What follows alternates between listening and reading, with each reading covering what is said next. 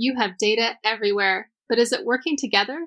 Meet Curator, the automotive industry's first unified intelligence engine. Curator unifies data from all corners of your dealership to transform marketing, sales, and customer interactions. See it today at goobagoo.com. Welcome to Daily Drive for Thursday, January 8th, 2026. I'm Kellen Walker on the floor of CES in Las Vegas. Today on the show, Ford announces it'll launch eyes-off hands-free driver assistance in 2028, starting with a $30,000 EV pickup. Ford Motor Credit faces a class action lawsuit from customer service reps alleging unpaid off-the-clock work. And the IRS sets new rules for auto loan interest deduction with some good news for dealers with demo vehicles. Plus, former Waymo CEO Krafcik says personal vehicles aren't going anywhere, but they'll benefit from self-driving tech. I think we together, this big definition of industry, needs to provide a diversity of choice, compelling options for customers to decide how they want to move around the world. Let's run through all the news you need to know to keep up in the auto industry. Ford will launch an eyes-off, hands-free driver assistance system in 2028 on its universal EV platform. It will start with a mid-size pickup expected around $30,000. That's a leap from today's Blue Cruise, which requires eyes on the road. Ford's building the tech in-house, cutting costs by 30% while putting advanced features in mass-market vehicles, not just premium models. Doug Field, Ford's chief EV digital and design officer, says affordability has become central to the company's technology strategy. It's become a part of how we talk. It's become a part of how we focus our technology efforts. Ford also announced an AI assistant launching in its apps in the first half of this year. We'll hear more about this story in a minute with our own Michael Martinez. Meanwhile, Ford Motor Credit is facing a class action lawsuit from customer service representatives. They say they weren't paid for mandatory off-the-clock work. The suit claims reps had to boot up computers and log in 15 to 25 minutes before their scheduled shifts, or face disciplinary action for being late. The complaint alleges violations of the Fair Labor Standards Act and seeks retroactive overtime pay at time and a half. According to the suit, Ford Credit trained employees to perform these pre-shift activities without clocking in. The case seeks damages going back 3 years. And the IRS just released its rule book for the new auto loan interest deduction, and there's some good news for dealers with demo vehicles. Buyers can deduct up to $10,000 in loan interest on new U.S. assembled vehicles through 2028. Here's the catch.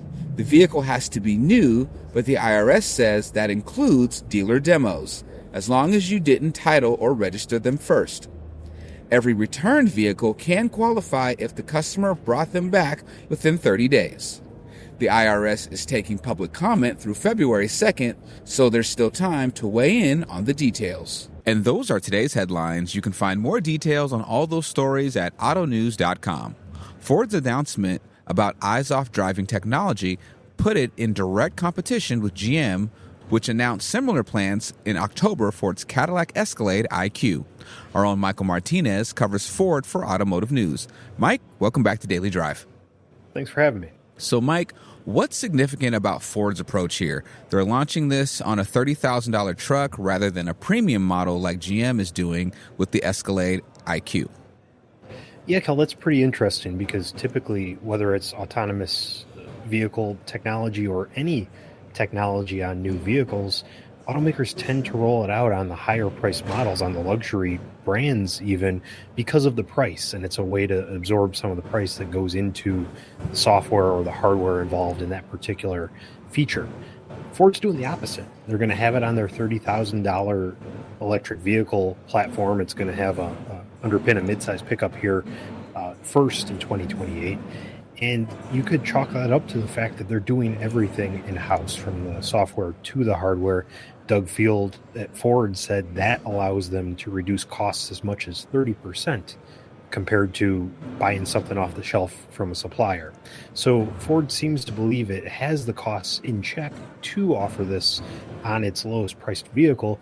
And you could argue it might be a smart move because the volume will be much greater than if it were on a pricey Lincoln or a high trim F-150 by comparison. So they'll be able to get more feedback because more people will be using it and hopefully be able to have a better experience. Now, how does this fit into Ford's broader strategy under Doug Field, especially as the company has struggled with its EV transition and spent billions on shifting strategies? So you could argue this is another shift in strategy. We've seen Ford attempt autonomous or semi-autonomous driving features in the past through Argo AI. That folded and they sort of walked away from level 3 plus self-driving features for a certain amount of time, and now they're right back at it, just like you mentioned GM, Tesla, and others. But really, it goes back even before Doug Field joined Ford. The company was really trying to insource a lot of this work, like I mentioned, owning that software stack, owning the hardware as well. And he's been hard at work. He came from Tesla, he came from Apple. So his expertise isn't just on the vehicle side, it's on the software side too. And that's what Ford's trying to use him for. We've seen advancements and expansions of its Blue Cruise self-driving driver assist technology. Rather, we've seen them expand the use of modems within vehicles that offer over-the-air update capabilities. So they've really been trying to build for this for some time now. Perfect. Mike, thank you so much for joining me. Thanks, Kel. You can read all of Mike's reporting on Ford as well as the UAW at autonews.com. Coming up next, former Waymo CEO John Krafcik talks about the future of autonomous driving, why he says robotaxis won't replace personal car ownership, and how the technology will make driving safer for everyone. That's next on Daily Drive. Your dealership has no shortage of customer information. But when that data is conflicting, messy, and spread across a multitude of platforms, it's impossible to activate properly. As the automotive industry's first unified intelligence engine, Curator enriches and unifies your customer data across platforms, like your CRM, your DMS, your website, and even your marketing efforts. It then injects that information back into your most vital systems to provide a single view of each customer and equip your sales team with the information they need to close a deal. When one of the largest volume Subaru dealers in the country wanted to tap into its data goldmine, they turned to Curator. In just 4 months, Huberger Subaru experienced a 55% higher closing ratio and a return of 15 times their investment. Want to see it for yourself? Check out the case study at gubagoo.com/curator. That's GUBAGOO.com/curator.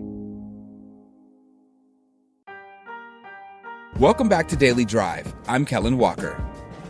John Krafcik led Waymo as CEO from 2015 to 2021, guiding the company through critical years as it developed and deployed its autonomous driving technology. He's now an advisor to Rivian and remains deeply involved in the autonomous vehicle industry. Here at CES this week, Krafcik pushed back against the narrative that robotaxis will eliminate personal car ownership, arguing instead that autonomous technology will give consumers more choices about how they move through the world. Our own Lawrence Iliff spoke with Krafcik about the evolution of autonomous driving, why it's taking longer than expected, and whether the industry is ready for the next wave of automation. I wanted to bounce off your presentation today a little bit. And one thing is kind of the hype machine stuff. We are here in Hype Central, Hype right? Central right here. And, you know, I was thinking about it. It used to be like AVs were all the hype, right? 10 years ago. Yeah. And people thought it was going to happen quickly and it didn't, right? Like you said, it's hard. You have to be careful. Yeah. And then EVs were all the hype maybe 3 or 4 years ago. Yeah. And now that's kind of died out. But it now looks like AVs are coming back because of AI and stuff. So I just wondered your perspective on this. You know, why do you think we go through the hype cycles? What do you think the hype is now? And what do you think are the really cool things that are actually going to happen? Yeah, it's like great set of questions. So in no particular order, there's no doubt, Lonnie, we're going to see more great ADAS systems, assisted driving systems like what Rivian's doing with universal hands-free, We're going to have that across our lineup soon as we launch the R2. That'll be available there. And of course, we're going to go a step further with R2 with LiDAR. So our cars already have the radar and more megapixels than any other car on the planet, right? But we're adding LiDAR to that too. So we're going to have safer, more secure assisted driving that will take us on the road in the direction of L4. Like that's the end point. I think one of the things the industry has really learned is, I wouldn't say there is hype right now in AV. I think it's appropriate. Okay. We went through the hype cycle and so many companies crashed and burned. And there are now so few left. Proudly, I can say Waymo is one of them, right? We knew it was going to be a long road. We knew this was a marathon and not a sprint. We took our time and we always focused on safety first. It's the whole reason you're doing this technology. And the cost and the unit economics, which Waymo's enjoying now, are much, much better. I mean, the company is appropriately profitable for a big industrial endeavor of this sort, right? And I think others have looked at Waymo now, and now they have access to a template. Like, okay, so if we want to do true L4 and we want to do a robotaxi, then we should take this approach with sensing, with our stack, with the compute. We need this level of AI and transformer architecture to make that happen. I think a company like Zoox is doing a great job. You see Zoox all over Las Vegas. One of my biggest surprises is how good Aisha and her team have done at Zoox getting these cars on the streets of Las Vegas. I was amazed to see them everywhere, and they must be doing well, right? So it's going to happen. We're going to see more competitive entries in the L4 space on U.S. roadways. But I think it's going to take time. And who's going to be next after Zoox? I mean, who knows? I'm not sure. I mean, there's Neuro, right, which has former Waymo people, and they're partnering with, Lucid and Uber, but they're just starting testing now, and they said they're going to do it by the end of the year. I mean, should we take some of that with a grain of salt about how we're all going to be riding around in robo-taxis, not own a personal car, for example? I mean, you talked about personal car ownership. Elon Musk says no more personal car ownership. And RJ the other day, in a conversation I had with him on a podcast, was saying 90x% we're still going to drive our own cars. Where do you? Yeah, I'm definitely aligned with RJ on that point for sure. Like we share the same view of the world. I think, again, the assisted driving systems are going to get better, and we just need to make sure that we have appropriate in-cabin monitoring. It's something that I mentioned in my remarks earlier today. That is so, so important. We humans are terrible at watching and surveilling the automation that's guiding us through the world. We've seen that. We saw that back in 2013 at the Google Self-Driving Car project, where we shut down that project because we realized the technology was so good, people were checking out and not keeping their eyes on the road. I mean, you've been in the industry for so long, and Hyundai, I covered Hyundai when I was in LA before the one I have now, and the great people, Jose Munoz, great guy. Jose's amazing. And do you think we should have less personal car ownership? Do you think we should depend more on robots that are doing a better job? Or do you think we can bring the personal car ownership world to a much safer space? I think our job in the industry, and here describing industry really broadly, the OEMs and then Waymo, which is a whole new kind of company, like it's not a car company, it's literally a driver company. I think we together, this big definition of industry, needs to provide a diversity of choice, compelling options for customers to decide how they want to move around the world, right? And so what I think Waymo has provided a new option for, if you're in a city or a community that Waymo serves, I think people are finding increasingly they don't need two cars in the garage. Or if they have three cars, they don't need three anymore. I think you can get by with two. If they had two, they can just get by with one. I'm hearing this consistently. I see it in my own community in Santa Monica, where Waymos drive by all the time. And it's now a way to get kids to school. Like, that is so cool. Parents no longer have to do that run. They can actually just put their child in a Waymo and have the Waymo drive them to school. That's transformational, right? So I think as this technology becomes more accessible, as Waymos go to more cities, and I hope as there is more competition for Waymo with other L4 providers working at the same or better safety levels than Waymo, I don't want less safe than Waymo vehicles on the street, frankly. I think that Waymo has set a very clear recipe and shown what metrics can be achieved with this technology. And I think that's what cities, states, and federal government should look at and say, okay, that's the new level. I think we should have more of those alternatives. And I think that's going to give consumers and folks like you and me the opportunity to maybe decrease the size of our fleet. But I mean, I'm just a car guy. What do I know? I'm always going to want a car or 2 or 3 or 7 in my driveway, right? For the weekend drives and to go out with my wife somewhere, like we're going to want to do that, right? Forevermore. I remember covering RJ at a TechCrunch event, maybe 2 or 3 years ago, probably 3. And he said, oh, we're not that interested in autonomy.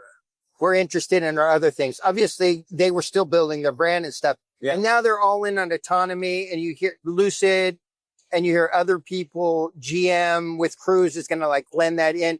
Is it because of AI? Is it because it's easier or because it's possible? Whereas maybe before it was impossible? Why do you think there's so much talk of autonomy or even L3? I know you're not crazy about it. You said that, but why now? Is it AI? Is it the ability of AI to write software? I think a big part of it is Waymo has shown the world what's possible. Okay.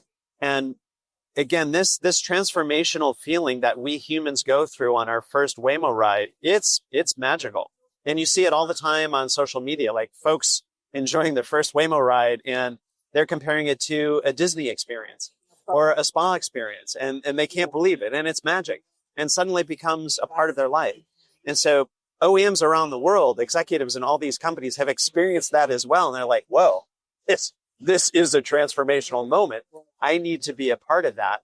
So I think that doesn't necessarily explain what happened with Rivian. I think RJ always had the vision that autonomy was going to be a part of what we were going to do at the company, right? I think it's no doubt. Right. He was just saying, we're not focused on that now. Right. But first, we had to launch. Yeah. Now that focus is there. Yeah. And through incredible cross-pollination, like at Rivian right now, leading the autonomy team, you probably met James Philby.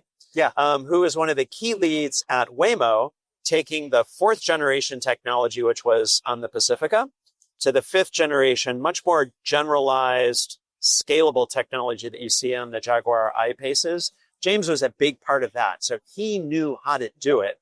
And he's taken a lot of that learning and intuition and good sense and applied it to Rivian now for a really sophisticated driver assistance system. Now, I don't want to push you too much on this if you don't want to talk about it. But Tesla, I mean, you've commented. I see your social media feed, et cetera.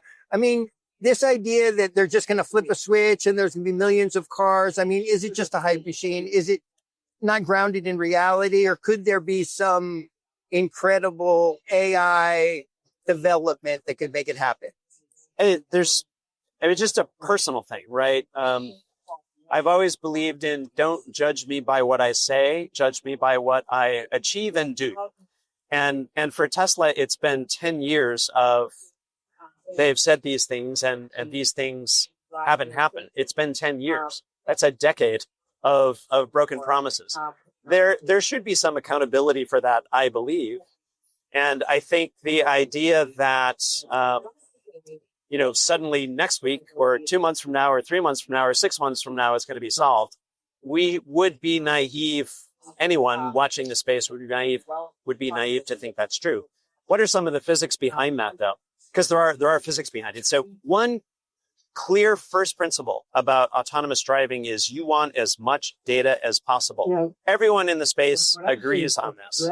More data is better.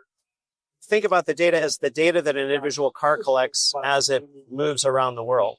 A Waymo collects an extraordinary amount of data from its 29 cameras and its all of its LiDAR and radar. That's a suite of sensing that's extraordinary. And that data provides such remarkable opportunities for training and learning and improvement. Now compare that to a camera-only car. It could be a Tesla, could be any car. But imagine that, you've just got a sensor system where you've got a 5 megapixel narrow view camera, like our field of view, that gets close to 20/20 vision. 5 megapixel narrow view camera, forward facing, close to 20/20 vision. But it only sees straight ahead. And unlike our eyes, you can't move them left, right, up, down, and it's not attached to a neck. Like, so when people say, well, we drive with 2 eyes in a car, so like, surely we can drive with 7 cameras in a car without a human driving. It's a false analogy. Our eyes are miraculous, and they have this double gimbal mount here and here that gives it such extraordinary capability. So our vision is so much more capable than the vision of a car equipped with 7 5-megapixel cameras, only one of which is narrow view and all the others are wide view. So you're dispersing those 5 megapixels in a way such that the actual vision is more like 2060, 2070. The rest of the cameras in a car like that wouldn't pass a DMB vision test. That's Daily Drive for today. I'm Kellen Walker. Thanks to Automotive News executive producer Jake Neer, as well as our own John Irwin, Michael Martinez, Eric Friedman, and John Hutter for their reporting for today's podcast.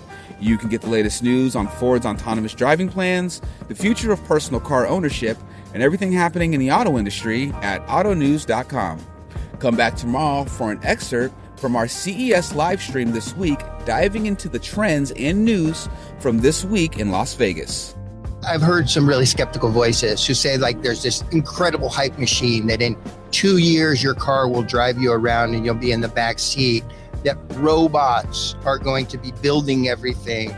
Some of the people I've talked to says, wait a minute, it's going to take longer. It's going to be a process. We'd love to hear from you. Let us know what you think of the show and the topics we covered today. Send us an email at dailydrive@autonews.com or leave us a voicemail at 313-444-2774. And if you enjoy the podcast, remember to like, leave a review, and subscribe so you never miss an episode.